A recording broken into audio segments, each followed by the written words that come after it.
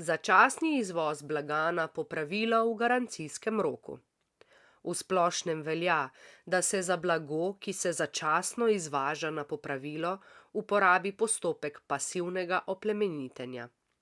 Pred pošiljanjem pokvarjenega blaga v tretjo državo je potrebno zaprositi za dovoljenje carinskega organa, ki se izda v poenostavljeni obliki z vložitvijo carinske deklaracije.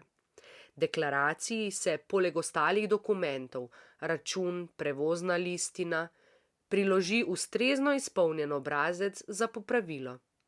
Če bo izdelek poslan preko Pošte Slovenije, se ta postopek izvede pri Finančnem uradu Ljubljana, oddelku za carinjenje Ljubljana.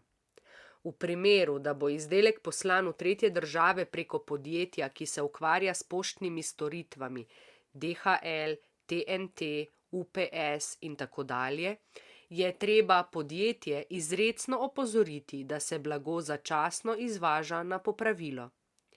Carinske formalnosti, to je vložitev deklaracije in potrebno sodelovanje pri carinskem postopku, pri začasnem izvozu in ponovnem uvozu bo v primeru poštnega pošiljanja za vas opravila Pošta Slovenije oziroma izbrano podjetje.